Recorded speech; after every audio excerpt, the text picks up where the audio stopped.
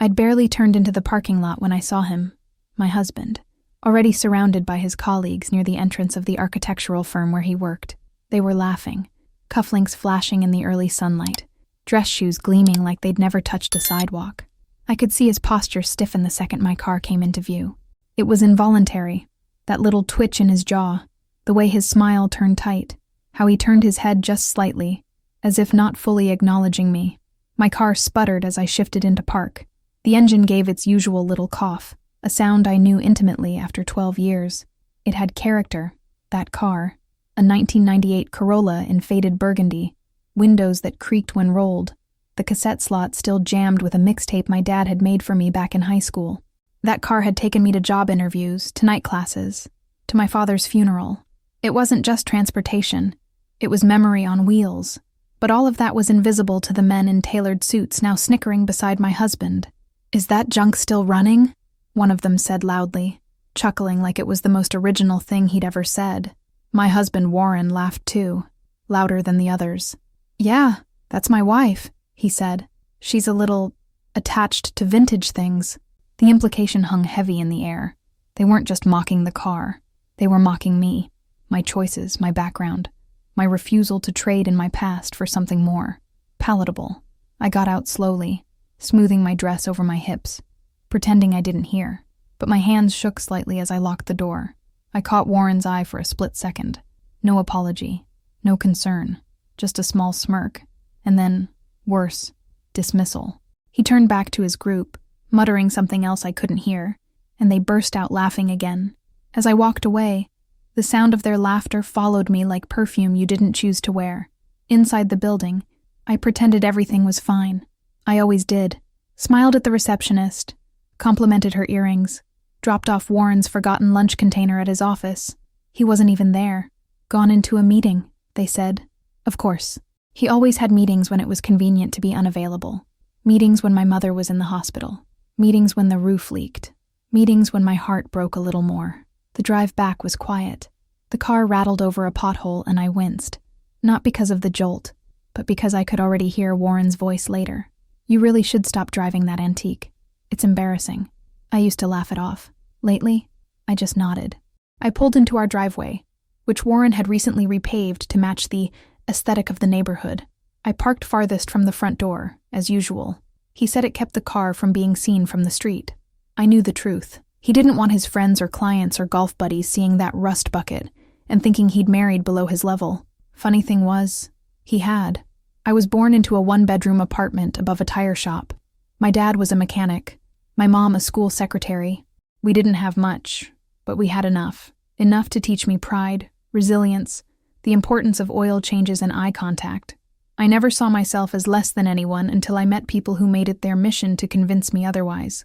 Warren used to say he loved how real I was, said he was tired of women who were all polish and no substance.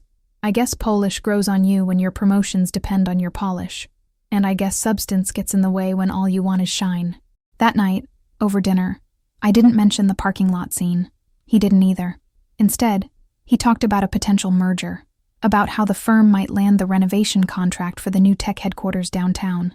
I nodded in the right places, smiled on cue, poured his wine when he gestured silently. Then he said it. "You know, we should really think about getting you a new car before that client dinner next week. Maybe a lease. Something presentable." Presentable. He said it like a verdict. I sipped my water, keeping my face neutral. "What's wrong with the Corolla?" He raised an eyebrow, amused. "Besides the fact that it's 2 decades old, held together with tape, and sounds like a dying lawnmower." "It runs," I said. "It limps," he corrected. "Honestly, Jules, it reflects on me. People assume I'm not doing well if my wife shows up in that.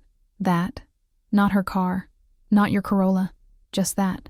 "I see," I said, setting my fork down carefully. My appetite had vanished. "I'll take care of it," he said. "I'll call a dealership tomorrow. You don't have to do anything. Just show up and sign." "I don't want a new car." He blinked. "What?"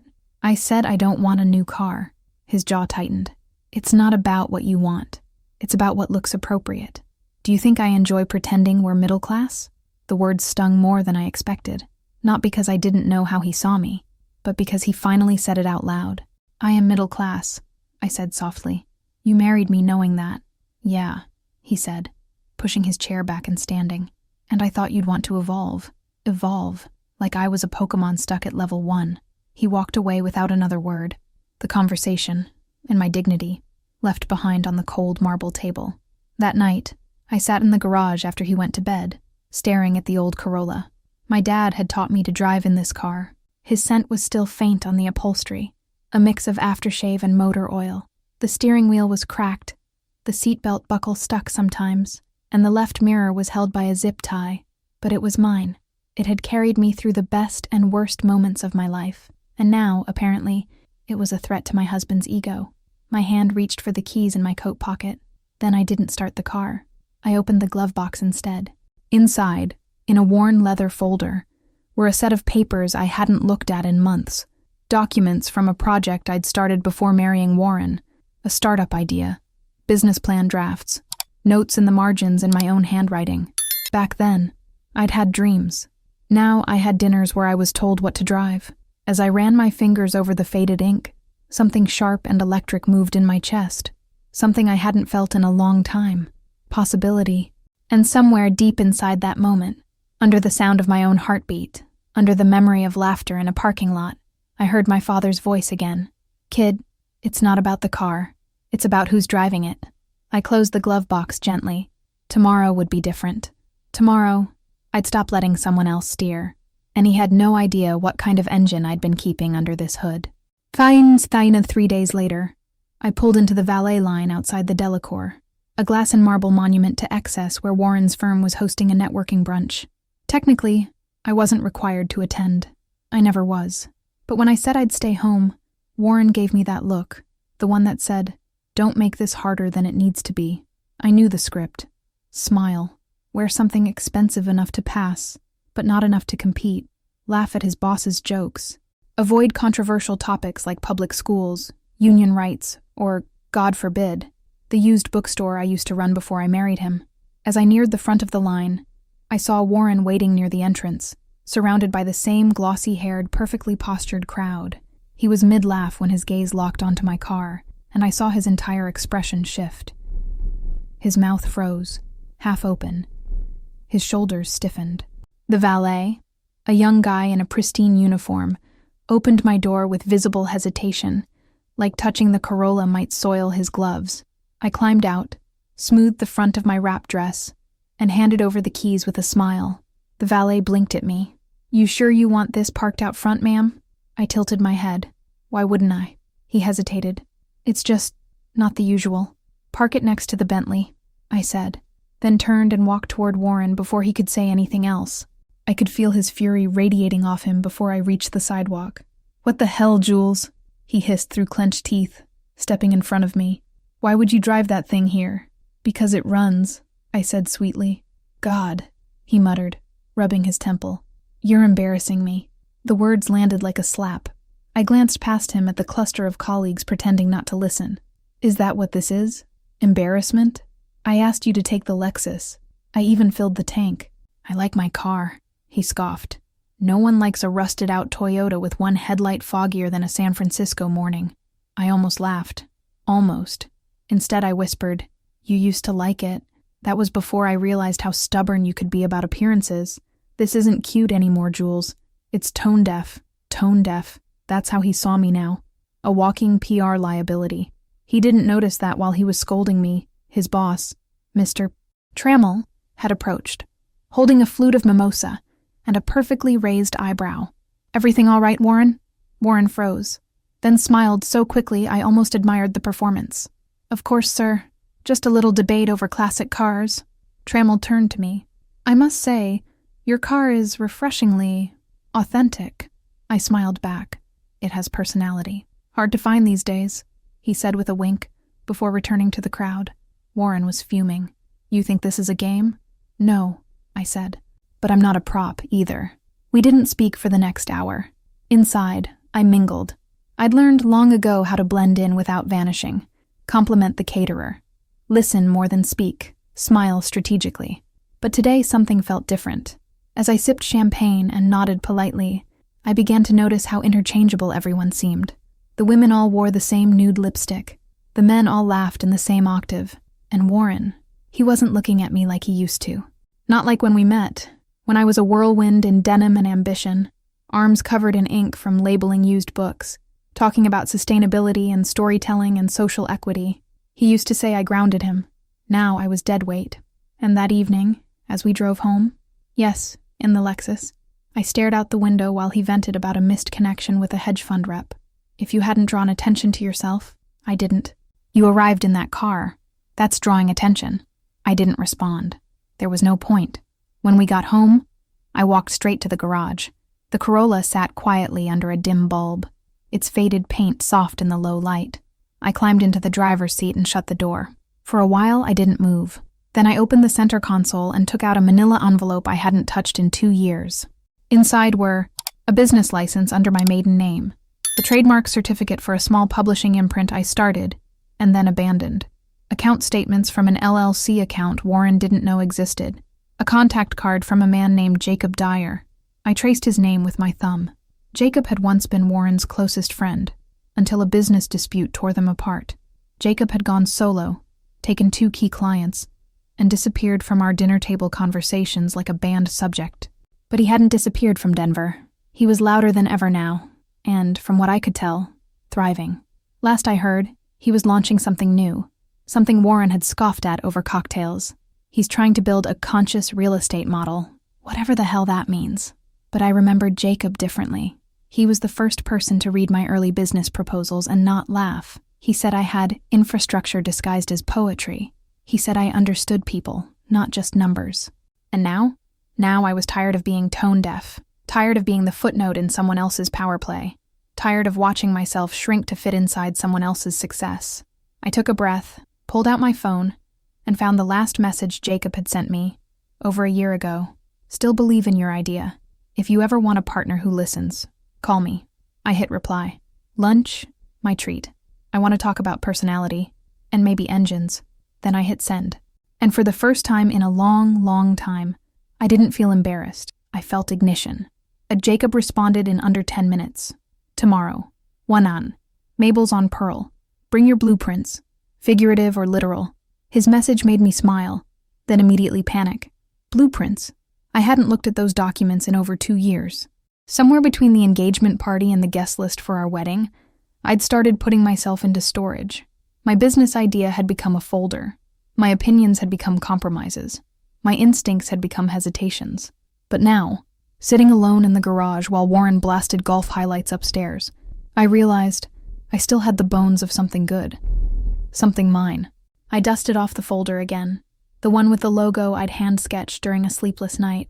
The one with quotes from local authors, projections, marketing notes scribbled on the back of grocery receipts.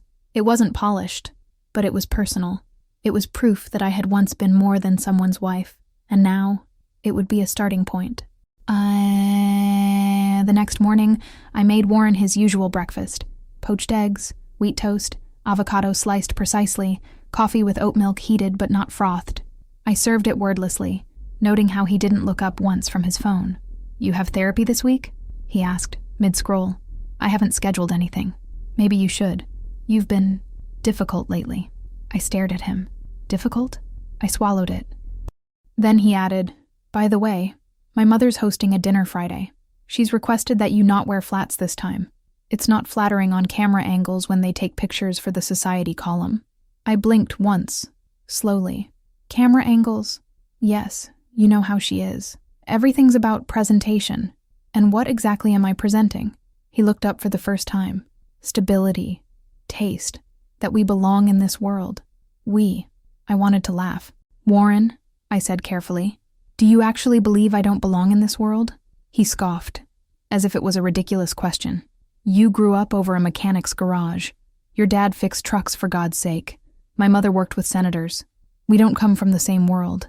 That's not an insult. It's just fact. And yet you married me. He gave a tight smile. Because I believed I could elevate you. There it was. Not love. Not partnership. Elevation. Like I was a property with potential. A distressed asset ready for flipping. I placed the coffee down on the table and walked away. But not before saying, the thing about elevation, Warren, it's only impressive when the person you're lifting actually wants to go up. You had exactly one, I walked into Mabel's, a cafe with wood floors, real lemon in the water, and the comforting hum of thinkers rather than influencers. Jacob was already seated in the corner, a manila folder beside him, a laptop open, sleeves rolled to his elbows. He stood when he saw me, still polite, still that quiet charisma. "Jules Morrison," he said with a smile. "Still driving the time machine?" "It still runs," I replied, returning the smile. We sat. The conversation began politely. Updates, mutual contacts, jokes about the firm we'd both been exiled from in different ways. But it didn't take long before we dropped the pleasantries. "So," he said, folding his arms, "tell me why you called." I slid the folder across the table. He opened it, read, slowly, thoroughly, his brow furrowed, then rose, then furrowed again.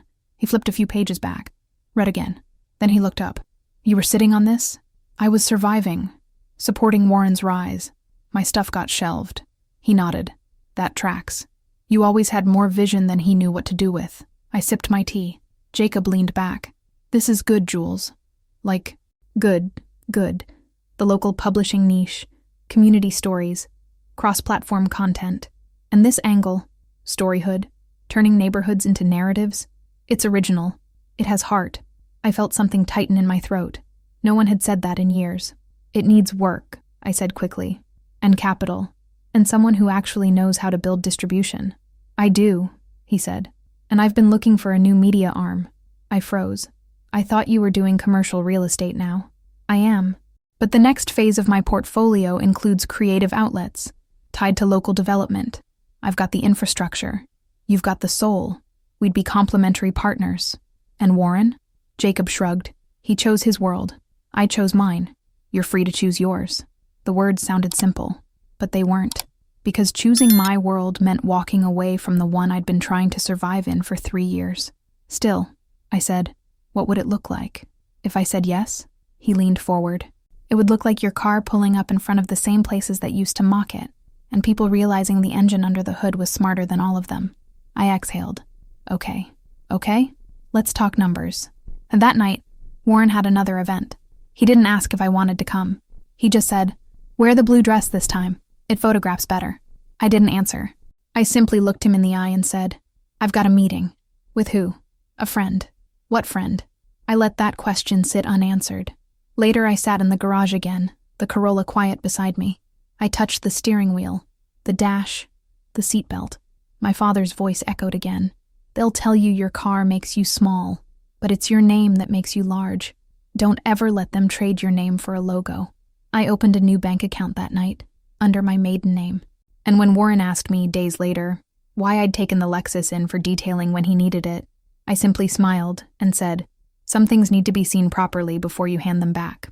The Friday night came cloaked in expectations, the kind you don't get in writing, but feel in every tight-lipped smile, every suggestion dressed as politeness, every passive-aggressive compliment. Warren's mother, Diane, was a master of them all, wielding civility like a weapon, and condescension like perfume. The dinner was at her estate in Cherry Hills, one of those homes with columns, a circular driveway, and a floral arrangement budget that could fund a year of community college. Diane called it a modest family gathering, which, in her lexicon, meant 30 guests, 2 sommeliers, and at least one person who had been interviewed on CNBC. I arrived 10 minutes early, not out of eagerness, but survival. Diane hated lateness more than she hated polyester. Warren was already inside, of course. I parked near the side entrance, as usual. My car, my boundaries. The front door was opened by Gloria, Diane's long-suffering housekeeper, who greeted me with a soft, tired smile. "She's in the parlor," she said. "Good luck." That was Gloria's way of saying brace yourself. I found Diane by the fireplace arranging orchids. She turned when she heard my heels, eyes scanning me from hair to hem.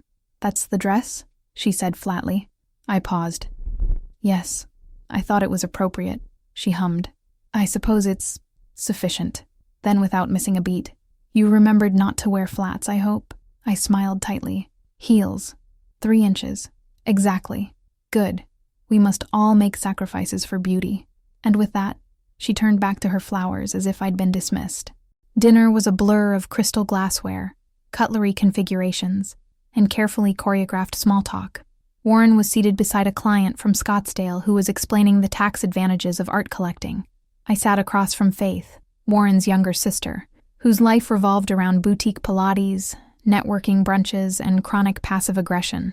"So," Faith said, flashing a smile as fake as her eyelashes, "still working on that little bookshop dream?" I took a sip of wine. "I've pivoted, working on something more digital now." "Oh," she said. "Like a blog?"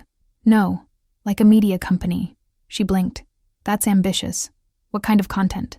"Community stories, narrative mapping, digital storytelling platforms focused on neighborhoods." Faith tilted her head. "Sounds quaint, but I guess everyone needs a hobby." I smiled. "Some people knit. I build things." That silenced her for a moment. Then Diane chimed in from the other end of the table. "You know, Jules, it might help if you aligned your pursuits more with Warren's world. There's no shame in support roles. Not everyone is meant to lead." The table chuckled politely. I set my fork down slowly. "I appreciate your concern, but I'm quite comfortable charting my own course." Diane didn't even blink. "Just be sure it's a course worth charting. You wouldn't want to drift too far from shore." Translation: stay in your lane. I looked around the table. A gallery of curated smiles, rehearsed jokes, and champagne flutes held like scepters. For 3 years I'd played along, smiled at the right moments, wore the right clothes, let them call me unpolished behind my back, knowing they thought I should be grateful just to be seated at the table. But now I was building something, quietly, strategically, and for the first time, I didn't feel like the one on trial. I felt like the one taking notes for a later reckoning. After dinner, Warren cornered me by the piano. "What was that?" he hissed. "What was what?" "The tone, the backtalk. You embarrassed my mother." I corrected her, politely. "She was trying to help you." "No, she was trying to put me back in my place." He shook his head. "You're letting your ego run wild. You're not from this world, Jules. You can't just say whatever you want." I took a step closer, voice low. "Warren, do you hear yourself? This world? What exactly do you think this is? A royal court?" He opened his mouth, but I didn't let him answer. 3 years ago, I was running a business, managing employees, negotiating contracts. I gave it up to support your ambitions, to be your partner, and now you speak to me like I'm a liability. "You've changed," he snapped. "No," I said. "I'm remembering." He stared at me, and for the first time, I saw something flicker behind his irritation. Fear. The back home. I pulled off the heels and stood barefoot in the kitchen, grounding myself. I poured a glass of water and sat at the table with my notebook. The original name I'd scribbled years ago, Storyhood, still stared back at me in faded ink. That night, I filled 5 new pages with ideas: collaboration partners, launch timeline, initial funding structure, and in the margins, I wrote something I hadn't dared to believe in a long time. This world doesn't own me. I can build my own. I slept deeper than I had in months, not because things were better, but because I had stopped asking permission. The Lexus sat in our driveway like a monument to control, gleaming, showroom polished, and leased in Warren's name. I hadn't touched it in over a week. Every time I passed it, I felt the weight of its presence, not as a gift, but as a message. It wasn't transportation. It was compliance on wheels. That Monday, Warren came home earlier than usual. I was on the back porch with a legal pad balanced on my knees, sketching out a pitch deck while the last bit of September sun clung to the trees. I heard his footsteps before I saw him. Measured, heavy, like he already expected a fight. "Come inside," he said, voice firm. I looked up. "Everything okay?" He didn't answer, just walked toward the front of the house, curious and wary. I followed. Parked beside the Lexus was a brand new Audi A6, midnight blue, chrome trim, windows so tinted I could barely see inside. "What's this?" I asked. He handed me a set of keys. "It's yours." I blinked. "I didn't ask for a car." He smiled. "Exactly. That's why it's a gift." I turned the keys over in my hand. They felt heavier than I expected. "Warren, I spoke to the dealer myself. Premium package. Heated seats, state-of-the-art sound system. Drives like silk." I stared at the Audi. Then I looked at him. "You're replacing the Lexus?" "No," he said smoothly. "That's mine. This," he gestured to the Audi, "is for you. Something worthy of who you've become." "Worthy?" I echoed. He nodded. "You're stepping into new circles, meeting new people. You can't keep showing up in that box of bolts. Image matters, Jules." I held the keys tightly. "And what if I say no?" He frowned. Why would you? Because I didn't ask for this. It's a car, Jules, not a political statement. But it is, I said. Whether you admit it or not, you think this car says something about me. That my Corolla makes you look bad. That I make you look bad. He opened his mouth, then closed it. Be honest, I said. When you say the car's not worthy of me, do you mean me or you? Warren's expression hardened. This is ridiculous. No, I said. What's ridiculous is thinking you can buy silence, that you can control narrative with leather seats and branded logos. You don't see this as generosity. You see it as strategy. He shook his head. You're reading too much into this. No, I said again. I'm finally reading it right. I held the keys out to him. I won't take it. He didn't move. Take them, Warren. Still nothing. So I set them gently on the hood and walked away. He didn't follow me. He didn't say a word. But later that night, I heard him in the garage, backing the Audi out alone. When I looked through the window, it was gone. No explanation. No discussion. Just gone. Like a threat, quietly rescinded. 3 days later, my Corolla broke down. Of course it did.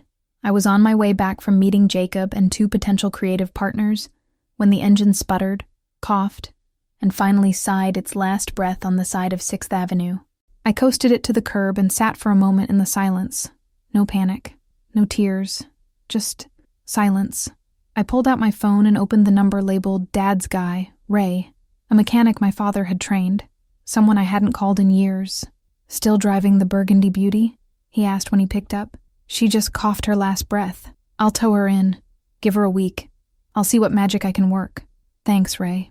I stayed in the car after the call ended, fingers brushing the frayed edges of the steering wheel, the cracked dashboard. I could still hear my dad humming along to the radio, smell the spearmint gum he always chewed while driving. He'd built a life with his hands, raised a daughter with his tools and time and laughter. Never had much, but never once made me feel small. Warren had everything, and somehow made me feel like nothing. I wasn't mourning the car. I was mourning who I'd been inside it. But as I watched the tow truck pull up, hazard lights flashing in the dusk, I realized something. The car wasn't my identity. It was my cocoon. And now that it was gone, I had no choice but to emerge. Now that night, I walked into our kitchen with grease still on my hands and called Warren's name. He was in the living room, half watching a documentary, half scrolling through news feeds. I want the Audi out of our name, I said flatly. He looked up. Excuse me? The title. Take it off me. It's not on you. Then don't put it there. Don't gift me something you'll use to measure my worth. He stared at me. You're being unreasonable. No, I said. I'm being precise. There's a difference. He set down his phone. Is this about the damn Corolla? No, I said. It's about you always trying to rewrite who I am with expensive ink. He opened his mouth, probably to defend himself, but I held up a hand. I've let you narrate us for 3 years, Warren, but I've been writing my own story in the margins. You just never looked close enough to see the words. I left him standing there, blinking, unsure of what had just happened. I didn't care. I walked into the garage, stood in the space where my car used to be, and whispered to the silence, We're not done yet, girl. They're about to see what you carried all this time. Or there's a silence some men master. The kind that isn't quiet but calculated. The kind that buzzes between the spaces of conversation like a warning. Warren had that silence down to a science. He didn't raise his voice. He didn't throw things. He didn't threaten. He just withdrew, piece by piece, until you felt like the one who had broken something. It had been 3 days since the Audi incident, and he hadn't said more than a handful of words to me. At first, I welcomed the distance. Silence meant space to think, to build. But silence also meant the temperature in the house had dropped below 0, and every interaction was now a diplomatic negotiation. Friday night, we had dinner with the Hutchinsons, another power couple from Warren's firm. He insisted I come. I almost refused, but I needed to see something. I needed to know if I could still wear this life without it suffocating me. I wore the same dress Diane hated. Navy blue, modest neckline, no designer label. I paired it with earrings my father had given me for graduation. Small silver hoops. Simple. Honest. The kind you wear when you want to feel like yourself, not someone's accessory. Warren saw me at the door and offered a dry, appraising glance. That's what you're wearing? He asked. I am. He didn't respond. At the restaurant, we were seated at a round table with the Hutchinsons and another associate couple, freshly engaged, all smiles and coordinated ambition. The conversation was predictable. Home renovations, portfolio shifts, gossip from within the firm. I sipped my wine, careful not to weigh in too heavily. It was always a tightrope walk. Speak too little and you were cold, too much and you were trying too hard. Midway through the main course, the topic turned to legacy. Peter Hutchinson was bragging about how his son had been accepted to a private prep academy. "You have to invest early," he said, swirling his Cabernet. "That's what separates families like ours." Warren chimed in, smooth as ever. "Absolutely. It's about strategic pairings. Marrying well. Setting the foundation for generational growth." Peter laughed. "Like you and Jules." And then Warren said it. "I could have married up," he said casually, like commenting on the weather. "But I chose someone real, grounded, not all smoke and mirrors." The table laughed, politely, uncomfortably. I sat there, fork frozen halfway to my plate, as the words slid through my skin like glass. "I could have married up," they echoed. Not "I did marry up." Not "I married the right one." Just "I could have." And yet here I was. The consolation prize. The sacrifice for authenticity. The real option when all the others were too polished, too ambitious, too expensive. I placed my fork down slowly, smiled at the table, then looked at Warren. "You're right," I said, voice soft. "You could have married up." He blinked. "But I couldn't have married lower," I added. The silence that followed wasn't his usual kind. It was mine, and it was louder than any words he could have said. In the car ride home, he didn't speak. Not until we were pulling into the driveway. "That was out of line," he said. "What part?" I asked, already knowing. "You embarrassed me." I turned to face him fully. "You've spent years making me shrink to fit your world. And the one time I answer back, I embarrassed you?" He stared ahead, hands tight on the wheel. "I sacrificed a lot to be with you," he said quietly. "Did you?" "I had options, Jules. I had a path. You were a detour." I let the words hang in the air like poison. Then I opened the door and stepped out. "You're right," I said. "I was a detour." I leaned down and looked him straight in the eye. "But some detours lead to better destinations. You'll see." And I spent the weekend working. Jacob and I were finalizing the pitch deck. He'd brought in a graphic designer, a copywriter, and a project manager. All people who had left more traditional corporate spaces looking for meaning. They believed in the vision. They believed in me. We ran mock investor calls, polished phrasing, honed in on market need. It was exhilarating, exhausting, mine. By Sunday night, I'd all but forgotten the sting of Warren's words, until I found his mother's voice in my voicemail. "Jules," she said, tight-lipped. "I understand there was a rather unfortunate comment made at dinner. I'm sure you'll apologize quickly and not let this spiral. We all say things we don't mean, but legacy must be protected. Remember your place. Remember your place." She didn't say, "your role." She didn't say, "your value." She said place, a location, a fixed point, a border not to be crossed. I deleted the voicemail. Then I took out my phone and drafted a message. "Jacob, I'm ready. Let's set the date for the soft launch. I want this story told right." He replied instantly, "You got it. Next week. Let's show them what a detour can do." I leaned back in my chair, closed my eyes, and smiled, because for the first time in years, I wasn't angry, I wasn't hurt, I wasn't even surprised. I was free, and soon, the whole city would know exactly who Warren Morrison underestimated.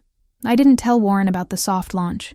I didn't mention the strategy meetings, the branded prototypes, or the message from Jacob that read, "2 local investors won in after seeing your mission statement."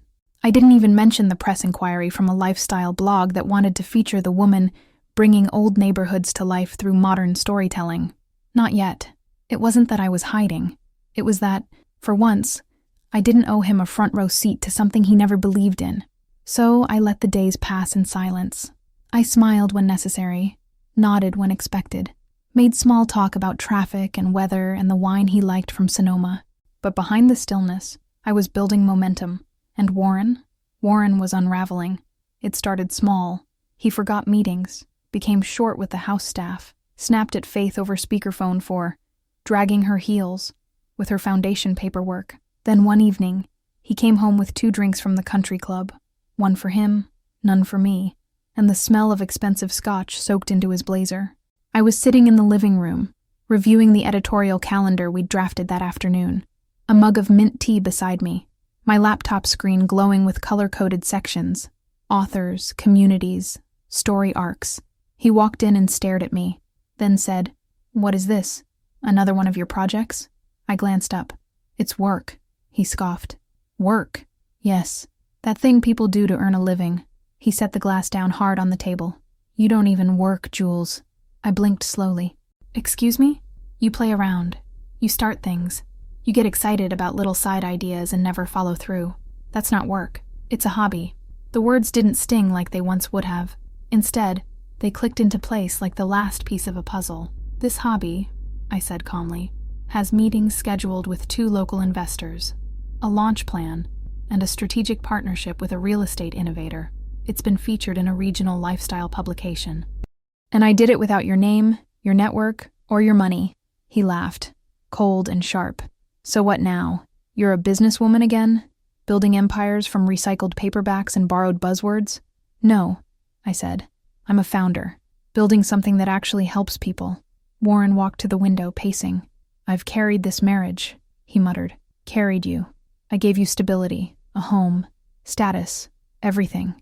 "No," I said quietly. "You gave me conditions, approval on a leash, and you disguised it as generosity." He turned. "What would you be without me, Jules?" And there it was. The question behind every dig, every silence, every backhanded compliment he'd ever thrown like confetti. What would I be without him? I stood, slowly, closing my laptop with care. "You know what's funny?" I said, voice steady. "When we met, I had a business, a team, a storefront. You used to stop by just to hear me pitch authors to customers. You called it sexy, the way I owned a room. I married that woman," he said. "No," I corrected. "You married her because you thought you could tame her, shrink her down, turn her into a fixture, something polished and polite to place beside your career." He opened his mouth, but I kept going, and I let it happen. For a while, I thought maybe being loved meant being quieter, softer, easier. I took a breath, but I'm done playing small. Silence. Then he said it. "You're nothing without me." There was no venom in it, just pure, bitter certainty. And somehow, that made it worse. I stared at him, and then I smiled. Not with cruelty, with clarity. Then I guess we're both about to find out. And the next day, I moved the remaining boxes from the attic into the spare bedroom. Old files, design notebooks, the original cash log from the bookstore, printouts from the first version of the website, photos of author events, flyers from literacy nights with local schools, artifacts of a woman who had once believed in storytelling as revolution. That woman was back. Only now, she had sharper tools. I spent the afternoon assembling pitch kits for our next investor meeting, laying out color palettes and logo variations, curating sample stories from underserved neighborhoods with rich oral traditions. Each piece fit, each note resonated, and by the time the sun dipped below the edge of the house, my hands were covered in ink, and my cheeks were flushed with focus. Jacob called. "We're live in 2 weeks," he said. "Soft digital launch. Press release goes out Monday. You ready?" I looked around the room. My room, not his, not borrowed. Mine. "More than ready," I said. "Good. Because the buzz is picking up, and there's a gala next month for local entrepreneurs. Your name's on the guest list." My heart jumped, then settled. "Put me down for 2 seats. You bringing him?" "No," I said. "I'm bringing the woman I used to be. She deserves to see this." Jacob laughed. "I'll save her a seat." And that night, Warren didn't come home until after midnight. I didn't ask where he'd been. He didn't volunteer the information. He walked past me like I was furniture, straight to the kitchen, poured a drink, then paused. "I saw your name on a release today," he said, eyes fixed on the glass. "Did you? Something about neighborhoods and stories and startup funding." I nodded. "That's right." He turned to face me, brow furrowed. "You really think people care about that crap?" "I think they care about being seen, and I think that scares you more than you'll admit." He laughed bitterly. "Let me guess. Jacob's funding this little comeback? He's investing, along with 2 others. But the idea, the architecture, the voice, that's mine." He said nothing. I walked past him, paused at the stairs. "And just so you know," I added, "not everything valuable comes with a logo or a leather seat." His silence followed me all the way up the stairs. But it didn't stop me. Not anymore. When you're the wife of someone like Warren, you learn how to become wallpaper. Present but invisible. Stylish but silent. Smiling at the right time. Exiting quietly. Staying in the frame without ever taking focus. For 3 years, I mastered that choreography. Now, I was unlearning it. Painfully. Purposefully. The first move was small. I RSVP'd attending to the entrepreneurship gala under my own name, Jules Morrison, no +1. The second, I reached out to an old friend from the bookstore days, Camille, now a journalist at a progressive media outlet known for spotlighting grassroots innovation. I sent her a teaser deck of Storyhood, the mission statement, and 2 preview stories. She replied in less than an hour. "Are you kidding me? This is exactly what we're looking for. Let me feature it. And you." I hesitated, then replied, "Let's talk. But I'm not doing this as someone's wife." Camille answered, "Good. You never were." 2 days later, the feature dropped. Headline: She was just a wife. Now she's building the next voice of urban America. Underneath, a photo of me, standing in front of an old mural in 5 points, holding a clipboard, a pen tucked behind my ear, face lit with purpose. I hadn't posed for it. Camille had snapped it during our walk through the neighborhood, just as I was explaining how every street corner had a story that no algorithm could replicate. The article went semi-viral, not explosive, but loud enough to rattle certain cages. By lunchtime, my inbox was flooded. Emails from local writers, teachers, nonprofit directors, a few venture scouts, even a city council member asking for a meeting. By evening, Warren saw it. I didn't hear him approach. I was reviewing campaign metrics when he appeared in the doorway of the home office, holding his phone. "This is what you've been doing?" I turned slowly. "Yes." "This article?" "Yes." He looked down at the screen again, then back at me. "They quoted you saying you felt erased in this marriage. They asked me why I built something without you." I answered honestly. His jaw clenched. "You humiliated me." "No," I said. "I told the truth. If that humiliated you, maybe ask why." He stepped into the room, voice low and sharp. "Do you realize how this makes me look? You've painted me as controlling, dismissive. You were controlling. You are dismissive. I gave you everything." "No," I snapped, standing. "You gave me what you thought I deserved, on your terms. And you took just as much. My voice, my name, my ambition. You shrank me, Warren. And now I'm expanding again. Get used to it." His nostrils flared. "You're just my wife." The words slipped out before he could stop them, and they hung there, brittle and final, like broken glass suspended in the air. I stared at him. Then I said quietly, "Not anymore." I picked up my laptop and walked past him. No rage, no tears, just movement, because I had no more interest in fighting for space in a life that had never made room for me. The next morning, I checked into a boutique hotel downtown under my maiden name. I wasn't leaving permanently, not yet, but I needed distance. Clarity, a place to breathe without having to justify my own existence. Jacob met me at the cafe in the lobby later that afternoon. He took one look at me, hair still damp from the rain, tote bag overflowing with campaign plans, and grinned. "You look dangerous," he said. "I feel dangerous," I replied. We reviewed the next phase of Storyhood's expansion, city-specific microsites, bilingual interviews, a partnership with a nonprofit literacy campaign. The momentum was real, tangible, ours. As we wrapped, Jacob looked at me, serious now. "You know you're not going back, right?" "I haven't decided." "You have." I didn't argue, because deep down, I knew he was right. The version of me that had existed within Warren's orbit no longer fit. And Warren? He didn't want to evolve. He wanted to preserve the life he'd built, complete with trophies and silence. In that night, I opened a blank document. At the top I wrote, "The Power of Not Being Invited." It would be the lead editorial for Storyhood's launch, an essay about what happens when women are excluded so thoroughly. They stop waiting for permission and build their own tables. It wasn't just about me. It was about all the women I'd met during the research phase. The undocumented immigrant who ran an underground lending circle for other single mothers. The retired teacher digitizing oral histories of Black elders. The teenage girl who turned her father's barbershop into a recording studio after he passed. All of them told me the same thing in different ways. I stopped waiting. Now it was my turn. On the third day, Warren showed up at the hotel. I spotted him through the glass lobby doors. Tense, jaw set, eyes darting like he expected a confrontation. He found me near the elevator. "I want you to come home." I stood. "Why?" "Because this is ridiculous. You've made your point." I tilted my head.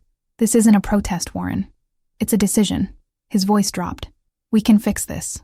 I'll support your business, whatever this is." "No, you won't," I said. "You'll tolerate it until it makes you feel small. Then you'll try to control it." He said nothing. "I don't need tolerance. I need partnership. And you don't want that." He shook his head. "So you're just walking away?" "No," I said. "I'm walking toward myself." I pressed the elevator button. He stared at me. "You'll regret this," he said. The elevator dinged. "I already regret waiting this long," I replied.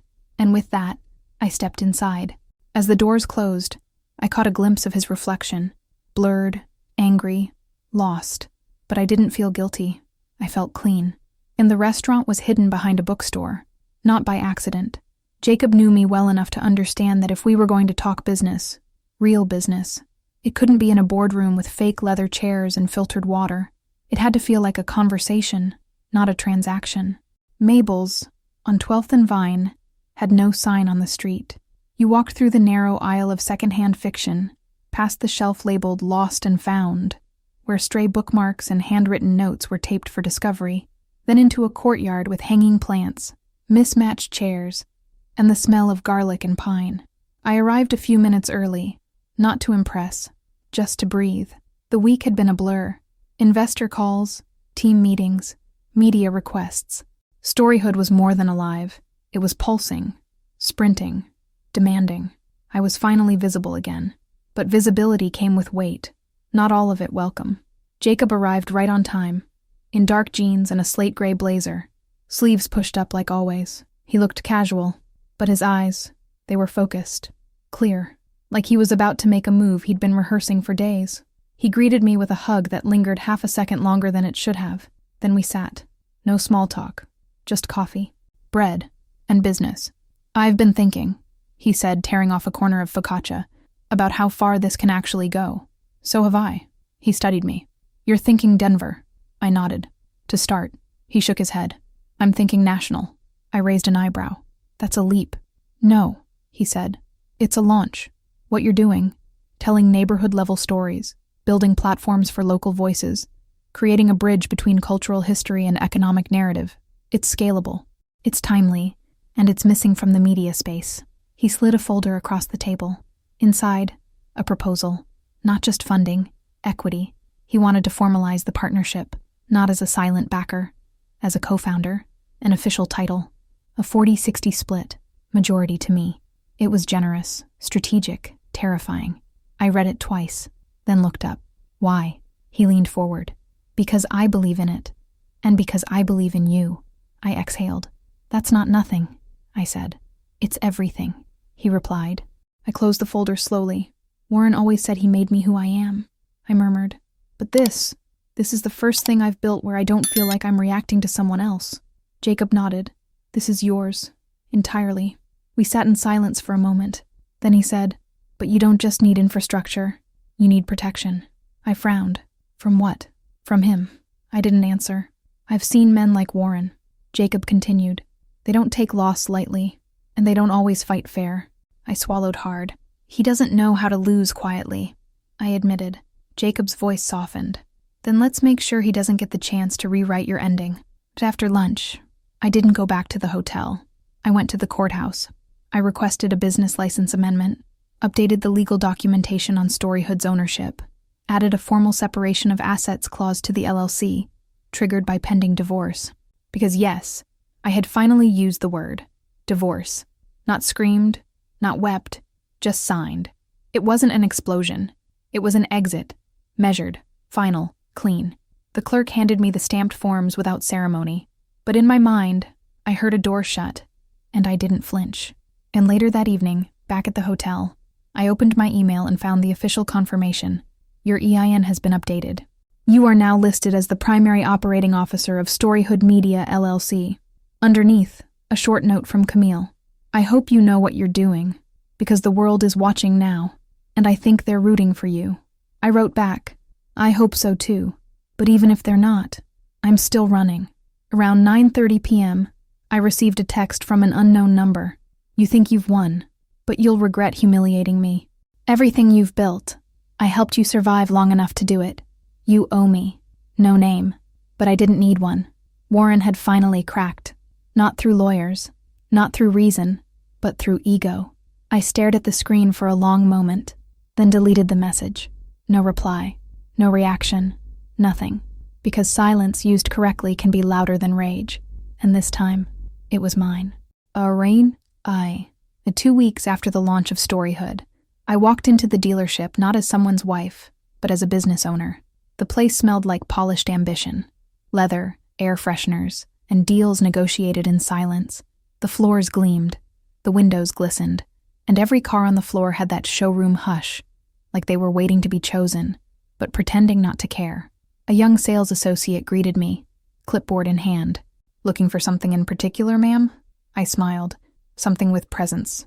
He raised an eyebrow. For you? Yes, for me. He glanced at my shoes, block heels, scuffed from pavement. My hair, pulled back, no blowout. Then back at my face, and something shifted in his posture. This way. He led me past the predictable options, the city sedans, the safe hybrids, the executive SUVs, until we reached the far corner of the floor. There it was, a Rolls Royce Ghost, silver on black. It looked like silence made physical, like revenge whispered rather than shouted. I ran my hand lightly along the hood. It didn't ask for attention. It demanded recognition. Too much? I asked the associate, mostly rhetorically. He grinned. Depends on who's watching. Jacob met me at the cafe across the street after I signed the papers. I slid the folder across the table. The title, I said. In my name. He opened it, smiled. Cash? Wire transfer. Business funds. It's a marketing asset. He chuckled. If that's what you want to call it. No, I said. It's a message. To Warren? To myself. He nodded, more serious now. This isn't just about the car, is it? No, I said. It's about the fact that for years, every decision I made had to pass through someone else's filter. Every purchase, every plan, every instinct. I paused, then added, this one didn't. Iridinawi. And I pulled up to Diane's charity luncheon the following Saturday, like a thundercloud in a sea of teacups. The valet's eyes widened as I rolled to a stop. He reached for the door cautiously, reverently. I stepped out, heels clicking against the pavement like punctuation. People turned, heads craned. Even before I made it up the stairs, I could hear the whispers. Is that Jules Morrison? That's not the Lexus. She came alone? Diane spotted me from across the terrace. She was mid-sentence with a senator's wife, but broke away like a general intercepting an enemy vessel. Jules, she said, voice stretched tight. What is this? A car, I said, handing the valet stub to the attendant. My car. Her eyes narrowed. I see. A statement, then. No, I replied. A reality. I no longer borrow names or seats or invitations. I arrive in my own. She looked past me, scanning the crowd. And Warren? I smiled. Unavailable. I didn't stay long. Just long enough to walk through the crowd, speak to a few journalists, and confirm with the foundation coordinator that Storyhood would be the storytelling partner for their youth literacy campaign, a partnership Warren's firm had failed to secure months ago. I left before dessert, but not before someone took a picture. Me, the car, alone, under sunlight and scrutiny. An hour later, it was trending locally with a caption someone had cleverly coined, "The ex-wife rolls up in power and parks like she owns the block." I didn't post it. I didn't need to, because the image spoke for itself. Warren called that night. I let it ring. Then I listened to the voicemail. I saw the photos. If you think this changes the narrative, it doesn't. People see through stunts. They know what you are. He didn't finish the sentence, but I did. They know what I am. A founder, a storyteller, a woman who rebuilt from silence and shame and shadow, and came out not louder, but clearer. I sat on the hotel bed, keys to the rolls resting on the nightstand, and smiled. Not because I'd won, but because I'd chosen, and every move from here on out would be mine. He showed up unannounced. Of course he did. Warren had never learned how to ask, only how to appear, at doorways, at dinners, at decision points that didn't belong to him. But this time, he wasn't entering a space he owned. He was stepping into one I had created. It was late afternoon. The loft I'd rented for the soft launch team had tall ceilings and raw brick, a place with breath and echoes and energy. I was on the floor with Camille, reviewing layout options for our next digital story drop, when I heard the door buzz. Jacob was the one who opened it, and then he was the one who called out, "Jules, you've got a guest." The tone said everything. I stood slowly. Warren walked in like he expected the air to part for him, hair still perfect, watch still polished, suit still pressed like he lived inside a dry cleaner, but the power was gone, not from his clothes, from the way no one looked up. My team, a group of creatives, strategists, storytellers, didn't blink, didn't pause. They were too focused on building something that mattered, something bigger than whatever power play he thought he was making. I walked over calmly. "Warren, can we talk?" "About what?" He hesitated. "Not here," he said. "Privately." I glanced back at Camille. She shrugged. "We'll take 5. I led him to the stairwell landing. Exposed concrete, paint-chipped railing. A place too raw for pretense. He leaned against the wall. "This has gotten out of hand. Define this. This media circus. The car. The interviews. The narrative you're building." I folded my arms. "You mean the truth?" He didn't answer. Instead, he said, "I made mistakes. I know that. I waited. I was arrogant, dismissive, but I never stopped supporting you, even if it didn't look like it. You supported me the way a spotlight supports the actor it blinds." He winced. I softened, just enough to finish the conversation like the woman I'd become. "What do you want, Warren?" He hesitated again. Then, with a deep breath, he said, "I want to start over." I blinked. "Start over?" "I want to do it right this time. Support you, publicly, personally. We can be a power couple. You and me, equals." I stared at him. The audacity, the performance, and the timing, now that the world was finally seeing me again. "Warren," I said slowly, "I didn't build all this to become half of anything." He stepped forward. "I'm not trying to own it. I'm offering partnership. I'm offering us." And there it was again, that quiet, coercive magic he always tried to use. Make her believe she's being chosen. But I wasn't being chosen. I had chosen myself. I shook my head. "You don't understand." "Then explain it." "I didn't come to compete." He frowned. "What?" "I didn't come to win, or to beat you, or to prove anything." I looked him in the eye. "I came to be." He was quiet. I went on. "I'm not here to outperform your ego, or to replace your legacy.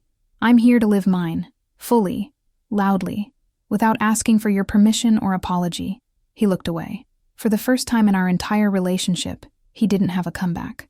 "Warren," I added gently, "I don't hate you, but I can't go back to being your second draft, your understudy, your real choice." He swallowed hard. "I miss you," he said. "I miss me too," I replied, "but I'm not lost anymore." I turned to go. He reached for my arm, gently, reflexively. I paused, looked at his hand, then at him. "You don't need to hold me back," I said softly.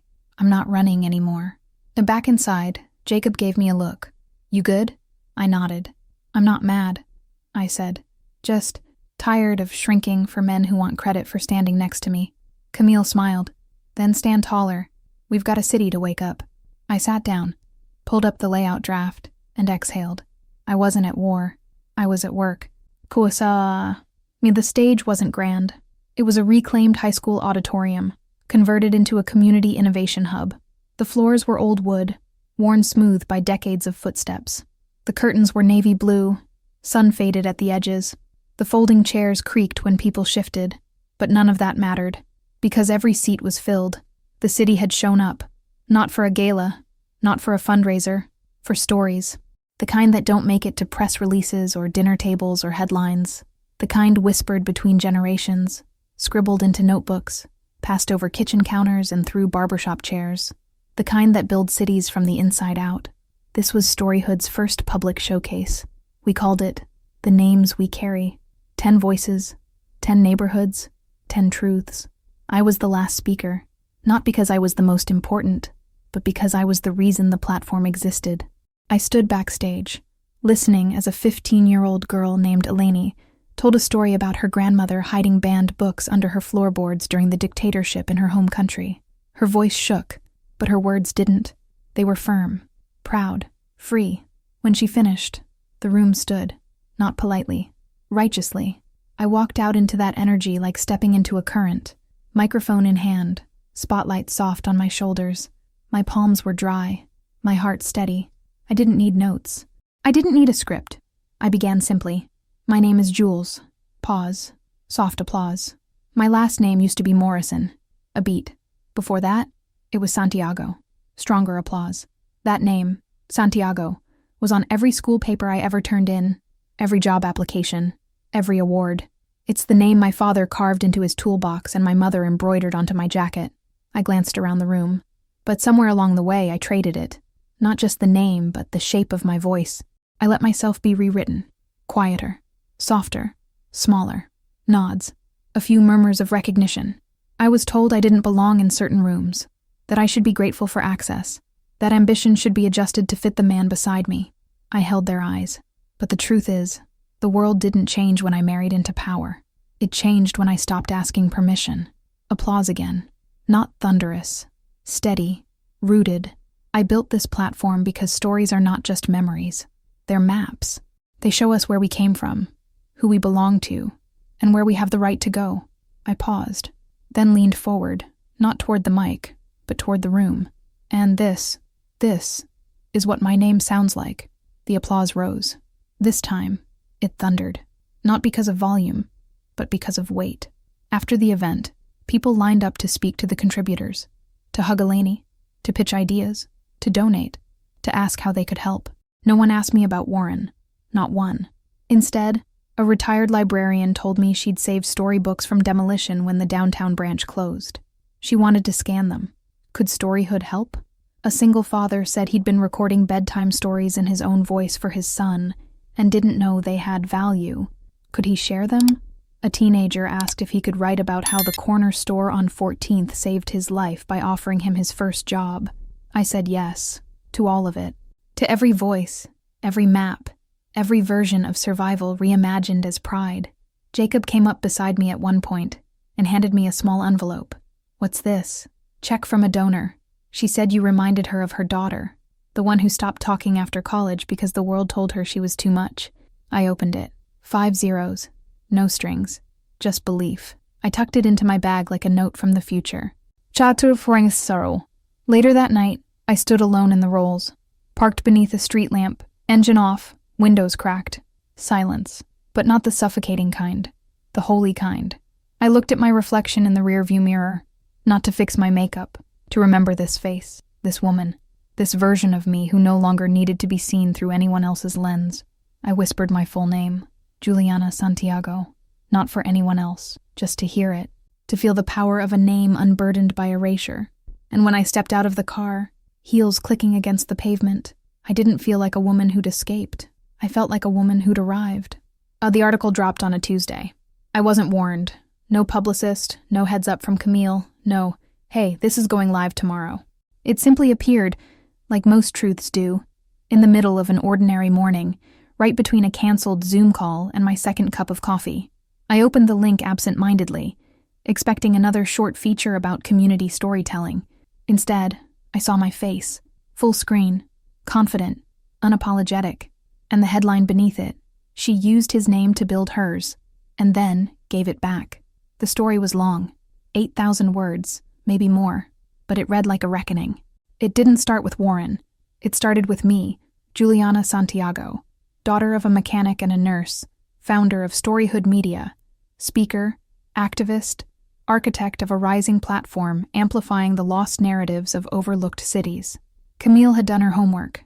She detailed the soft launch, the pitch meetings, the story showcase, and the literacy partnerships, all through the lens of transformation. Not a woman scorned, but a woman seen. Warren was mentioned only twice. Once in a quote I'd given months ago. He taught me how silence works, not as peace, but as erasure. I built something so women like me wouldn't have to choose between being loved and being loud. And once again, briefly, near the end, she dropped his name the day she signed her first major funding round. Her legal paperwork now reads Juliana Santiago. Her company is incorporated under the same. When asked if she regrets using the Morrison name to get this far, she laughed. I didn't use it. I survived it. It went viral by noon. Women retweeted it. Men debated it. LinkedIn threads exploded. Journalists requested interviews. Influencers quoted it in carousels with pastel backgrounds and affirmations like, "You don't owe permanence to the person who doubted your potential. Sometimes your name begins the day you reclaim it." I didn't answer every message.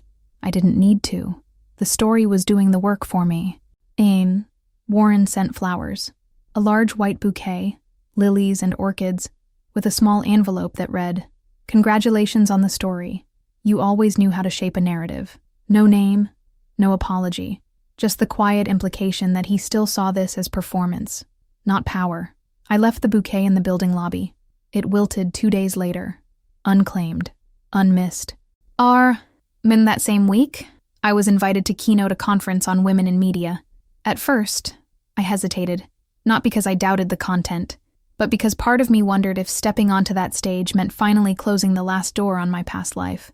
Was I ready? Yes. So I said yes.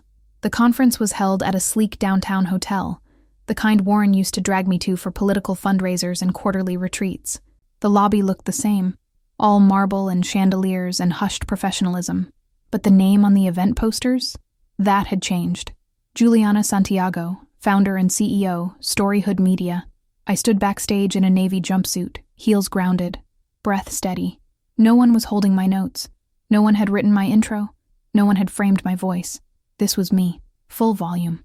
When I stepped on stage, the applause was immediate, warm, sustained, earned.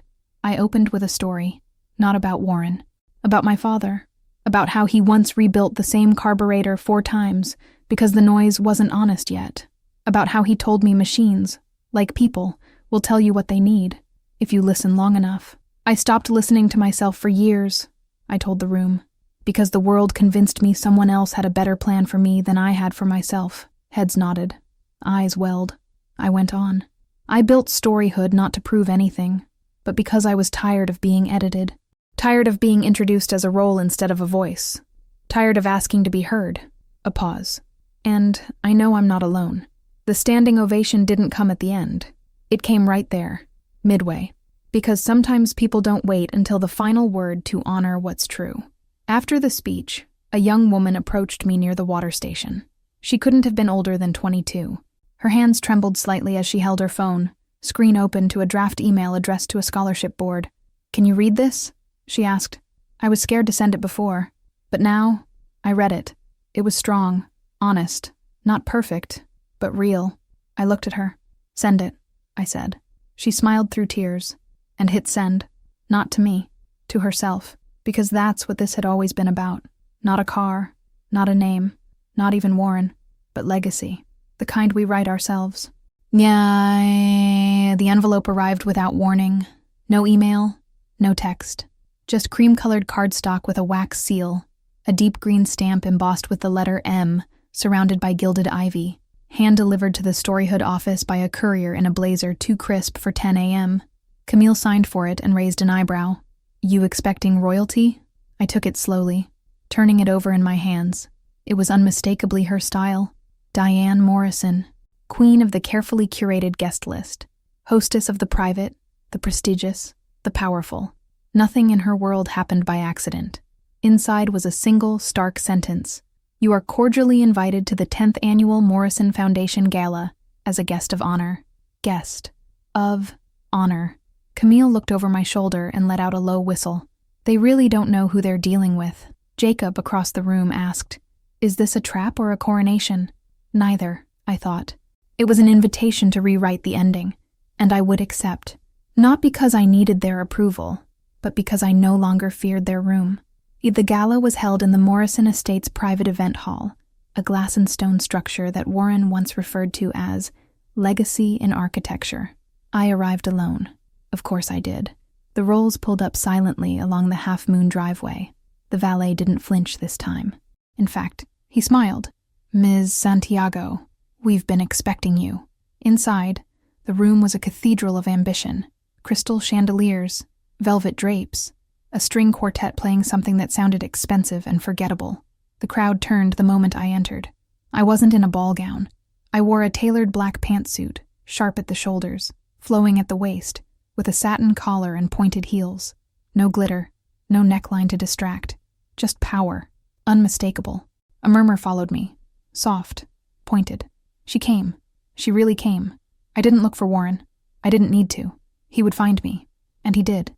Just as I reached the champagne table, he appeared at my side like an old habit. You look, he paused, visibly struggling to find the right adjective. Changed. I turned to him slowly. I am. A beat passed. Diane wanted you here, he said. Did she now? She's presenting the Legacy Award tonight. Let me guess, I said. You expected to win it. He didn't answer, but I saw it in the way his jaw tightened. He'd planned on this night being about him. Again. And now the spotlight had shifted. Diane approached us moments later, arms outstretched like a hostess welcoming the only guest that mattered. Juliana, she said, all warm vowels and false humility. What a triumph. I smiled politely. I assume you read the article. I did. Powerful, ambitious, a little dramatic. That's how truth sounds when people are used to quiet. She didn't flinch. Diane had the poise of a senator and the spine of a blade. I've always said you had potential, she added, even when you didn't see it. No, I said calmly. You saw reflection, not potential. She raised an eyebrow. And now? Now I see myself. That's enough. A small smile played at the corner of her lips. Not admiration, recognition. She knew the balance of power had shifted, and it wasn't coming back. The lights dimmed. The string quartet stopped. A spotlight hit the stage. Diane took the microphone with the ease of someone who'd rehearsed every word. This year, she said, we honor someone who embodies growth, impact, and fearless reinvention. A woman who turned personal transformation into public service. Pause. Please welcome our Legacy Award recipient, Juliana Santiago. A hush, then applause, then more. Not from habit, from conviction. I walked slowly to the stage, heels steady, pulse calm. I took the award, a glass sculpture shaped like an open book, and stood behind the podium. I didn't prepare a speech. I didn't need one.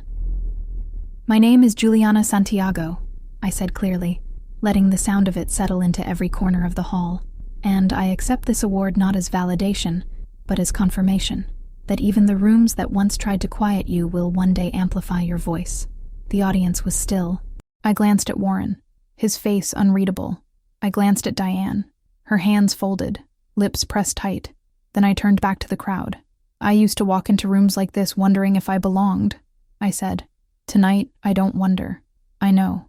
I belong in any room I choose, and so do the women whose stories I carry with me. Applause rose, louder now, and I added, I didn't come here to compete with the past. I came here to open the door for the future, and that was it. No elaborate metaphors, no theatrical bows, just truth, unyielding. Afterward, I slipped out early. I didn't stay for the post-event toast or the strategic handshakes. I didn't linger for approval. I'd had enough of that currency to last a lifetime. The night air hit my skin like freedom. Jacob was waiting at the car, leaning casually against the passenger door. How was your speech? He asked. You tell me. You watched it. He smiled. Flawless. I slipped into the car, handed the award to him. Put that somewhere safe. He nodded. And you? I looked out the window as the mansion faded behind us. I'm going somewhere even safer, I said. Where? My future. And we drove off. No rear-view glance. No need.